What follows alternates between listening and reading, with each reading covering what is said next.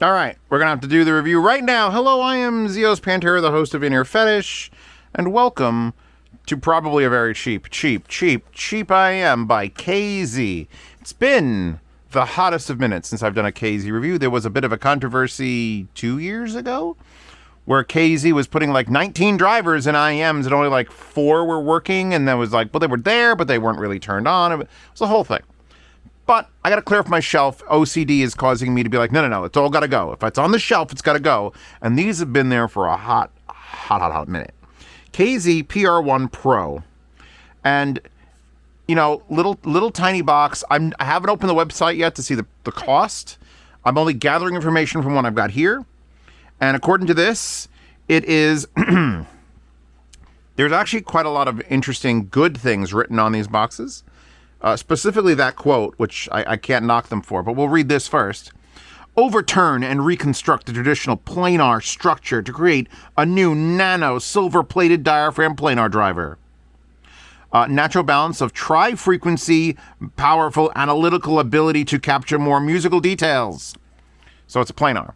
And I know it's a planar because I'm on this on super high and I'm on this on flame versus IEM water and then it's flame and after that it's fucking lightning bolt. I hate IFI's gain. Just low, medium, high, like ultra. Like that's it. You want to do 4? That's how you do it. And so I'm pushing them hard and I'm really enjoying them. Like it's not just like, all right, you know, I came off of listening to a ton of, like, I'm going to Axpona, by the way, where I will be showing off the Defiant. Hopefully the Defiant is here. Juzzier and I are doing a collab. That's my baby. I just happen to need, in case you don't know, me and DD Hi-Fi are doing a collab where all these wonderful adapters that are the ones you absolutely need. I actually needed the 1/4-inch adapter. I'll get to you, baby. So here's that one that comes in the kit. So if you're in the Chicago area around April 12th-ish, I will have these for like $150. Come with this beautiful bag. So pimping my collab thing. I might have enough Defiant to sell there. I'll also have Eris and Valencia, whatever the hell those are. But let me see if Make Sure Pasta hasn't crashed into a tree. Hold on. Because she's just driving back from the... Montreal. It's not Montreal, you know that? Tomorrow morning, unload truck driver, your hubby. What shit? Furniture is ready, goes back. I die now. Baby, please don't. I'm doing a review. You're going to be on the Inner Fetish channel. Would you like to pimp your business? I'll let you play an audio clip. There you go. She's going to have to promote herself. Also, Maggio and the Maggio kits will be there. Anyway, this. The quote that I really like. Don't forget the original intention of using earphones is to enjoy music. That's actually pretty good. Like, that's what the original intention is to enjoy music. So, I mean, I can't argue with that. The thing I found really interesting about these is not the looks. They kind of look retro terrible, I guess is the word. They've got a lot of venting on top here, like a lot, like more than I've seen on most IEMs. And this back looks like a grill that might be open, but they're very closed when you're wearing them. So you've got this metal plate, and then you've got this... I don't know how big the planar is. We're going to have to find the fuck out when I load the page. But this is a huge... You can see that round bit there is massive. It might be like a 14 millimeter. 13 and a half? I'm going to say 13 and a half. The interesting thing was when I took it out of the shitty box, it had foam tips in it. And in fact, this is one of the only IEMs I could think about in recent memory where it only has foam tips. It came with the mediums on it, or those are the mediums, and it has large and small. It has 3 different sets of foam tip, only foam. So I decided, all right, I'll bend the knee. I put my Dakoni foams on here, which I don't use most often because most times I'm using something else. I haven't tried the render tips, so we'll give this a shizzy. Let's see what's that left. Because the render tips are technically foam. They're just foam in a silicone tip. And I have plans, because you could actually peel off this outer layer. I don't want to do it right now, but I can show you. You could just peel off this outer layer, steal the red inner juicy meat, and install it onto another tip, let's say an X-Lastic. I don't think it'll work in a Duno SS tip, but I should be able to make a hybrid render / something fucking else tip, and that'll be interesting. Maybe a velvet. Velvet might be too smooth. It might actually fall out of my ears. But let's give this a shot. So they're big, and they come with foams only, and the wire is not terrible. I mean, if I was going on based on just the build and the box and what it comes with, $35 IEM. With the sound, which I was liking a lot, $55 IEM. But then Mike Alt Rocket League soundtrack, Lacuna. And there's like a deep bass hit, and I'm kind of pushing it, and there's a rattle in the left. And I'm like, is that in the song? And then I switched the thing to mono, which is just a finger, like Alt M is what I set mono to be. And it's still in the left. So these are distorting with high bass pressure. Despite all, it might be because of all those vents, actually. The more you vent a speaker or a subwoofer or an IEM, the more the thing can move and therefore hit the limits of excursion. Closed things are tighter. They can't really move as fast and far. So let's try this now. Let's give I can actually hear. If I touch the left one, I could hear the driver going crinkle, crinkle, crinkle. So I don't know if that's just a bad... Again, these could be $35. They're probably...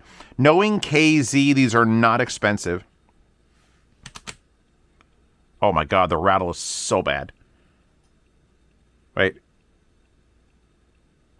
If I push it into my ear and it causes pressure, the rattle goes away. I'm not going to judge it. I'm not going to be like, oh, these are garbage because they're broken. My set is broken.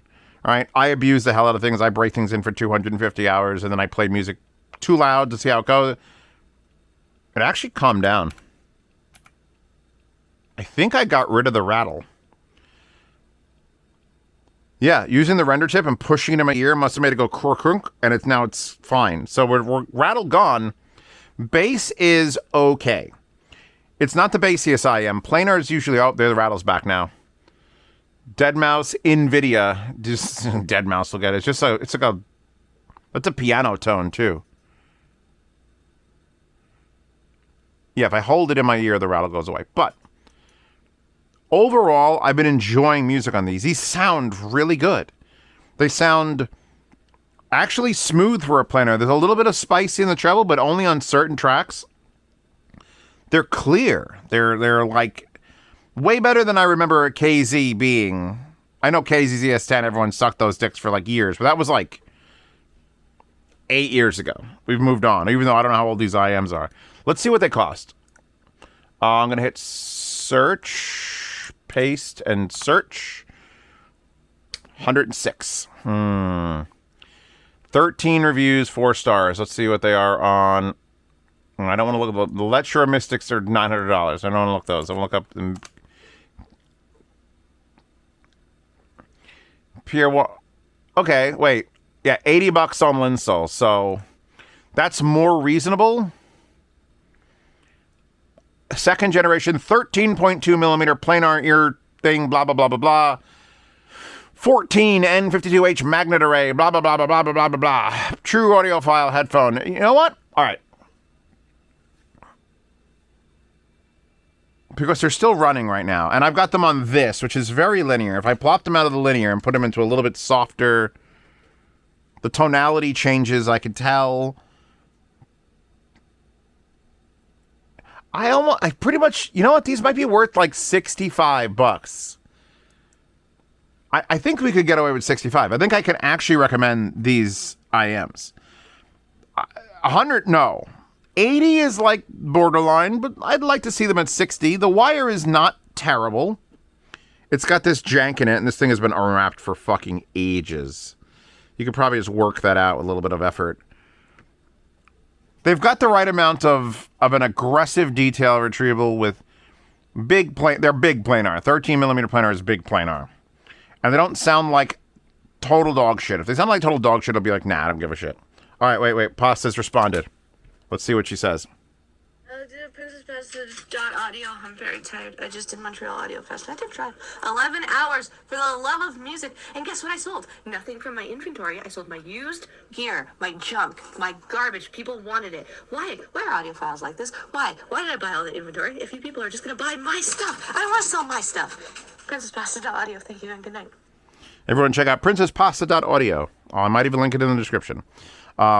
Yes, Mandy's about to become a distributor in Canada.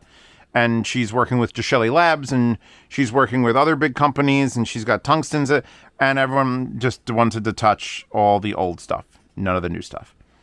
But there you go. So now Pasta got a free bump. I got to charge her now. Sure, I tell her I got to charge her like $500 for pimping her shit, right? That's worth it. Anyway. Yeah, you know what? They're ugly, and the wire has, it comes with a QDC, which is the jacketed one, but you could use a regular 2-pin. And you'll probably have to, really, if you're going to go portable with these, which is mostly what I expect out of an IEM. You need a lot of power in them. You need, they're the one IEM. I would, if these were a little bit more money, or I liked them a little bit more, I would have done the deed, and I would have swapped out to these effect cables, because, oh, by the way, I linked Zios to the effect cables, because they wanted you to pimp these in a couple videos, and I'm like, sure, I'll just take your free cables so I could talk about them. They're very nice, and look, they're balanced. But yeah, I don't know if it's worth spending, I think those are $250 on an $80 IM, because it needs more power, so really up to you.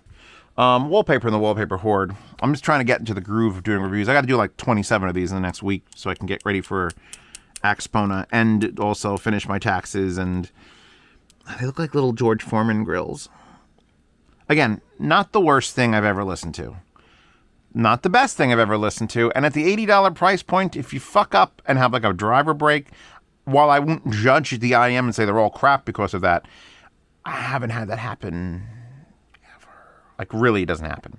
So I got to dock points for it.